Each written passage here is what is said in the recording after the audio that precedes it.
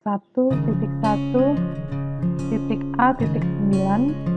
Kesimpulan dan refleksi pemikiran Ki Hajar Dewantara. Adapun saya bernama Mazda Melinda Hutasoid. Saya CGP Angkatan 4, bekerja di Unit SMP 1 Atap Negeri 2 Onandrunggu, Kabupaten Samosir, Sumatera Utara.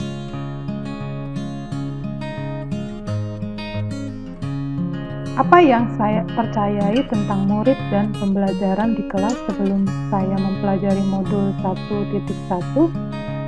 Adapun pengalaman saya yang di kelas dulu, yang saya lakukan adalah pembelajaran berpusat kepada saya sendiri sebagai guru. Kemudian saya menuntut anak menjadi seperti yang apa saya inginkan, sehingga anak tidak menyukai pembelajaran saya yang identik dengan susah. Kemudian pembelajaran yang saya lakukan tidak menyenangkan. Dan yang paling utama, tujuan pembelajaran saya pada saat itu adalah supaya siswa mendapat nilai ujian yang bagus. Setelah saya mempelajari modul 1.1, sesuatu yang berubah dari pemikiran dan perilaku saya itu, yang pertama, saya mulai belajar membuat pembelajaran yang berpusat pada siswa. Saya mulai belajar menuntun siswa untuk menumbuhkan keinginannya dalam belajar. Yang ketiga, membuat bermacam-macam cara agar belajar dapat menyenangkan bagi siswa. Tujuan pembelajaran bukan lagi nilai, tetapi menuntun siswa menumbuhkan kodrat anak sehingga siswa mengalami merdeka belajar. Saya juga menuntun siswa untuk menumbuhkan karakter baik dalam penerapan pembelajaran Pancasila. Adapun filosofi pemikiran Ki Hajar Dewantara adalah pendidikan adalah tempat persemaian segala benih-benih kebudayaan yang hidup dalam kebudayaan kebangsaan. Kebudayaan dan pendidikan adalah dua hal yang tidak dapat dipisahkan. Untuk mencapai budaya yang kita impikan dan peradaban bangsa yang kita cita-citakan, kita harus meletakkan pendidikan sebagai pondasi. Pekerjaan kita sebagai guru di sekolah bukan hanya supaya siswa datang ke sekolah, anak diberikan materi pelajaran, anak memperoleh nilai ujian yang baik, tetapi tugas kita sebagai guru adalah menjemput kebudayaan yang kita impikan pada diri siswa-siswi kita di sekolah. Inti filsafat Ki Hajar Dewantara, pendidikan adalah perubahan. Seperti tata surya yang selalu berputar dari waktu ke waktu, pendidikan pun tidak boleh statis. Pendidikan harus terus berubah sesuai dengan tuntutan zaman. 3 kerangka perubahan menurut Ki Hajar Dewantara. Yang pertama, kodrat keadaan atau yaitu kodrat alam dan kodrat zaman. Kodrat alam yaitu terkait di mana masyarakat itu berada, misalnya kebudayaan masyarakat yang tinggal di alam pertanian tidak sama dengan masyarakat yang tinggal di daerah pesisir. Kodrat alam ini akan membentuk kebudayaan di masyarakat. Demikian juga pendidikan. Kebiasaan siswa yang tinggal di daerah Jawa tidak sama dengan kebiasaan siswa yang tinggal di daerah Sumatera. Masing-masing memiliki kebudayaan daerah yang dapat diterapkan dalam budaya belajar di sekolah. Kodrat zaman. Walaupun alamnya sama, tetapi keadaan tidak akan sama dari waktu ke waktu. Demikian pendidikan akan selalu berubah dari tahun ke tahun. Masing-masing memiliki tantangan sendiri. Pendidikan sekarang menuntut penerapan pembelajaran abad 21. Diharapkan supaya siswa dapat mengikuti pembelajaran dalam belajar sehingga dapat mengikuti tuntutan zaman. Meski harus mengikuti zaman pendidikan harus tetap menunjukkan kebudayaan sesuai dengan kebudayaan yang ada pada daerah tersebut. Yang kedua, prinsip melakukan perubahan yang dikenal dengan asas Trikon, yaitu kontinuitas. Harus melakukan dialog kritis tentang sejarah dalam bergerak maju ke depan dengan tetap menjaga nilai utama dari masyarakat. Dalam mengajar siswa di sekolah, kita harus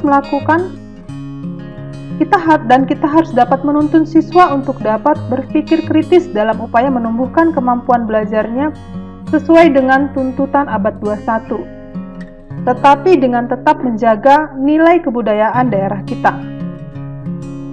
Konvergensi, perubahan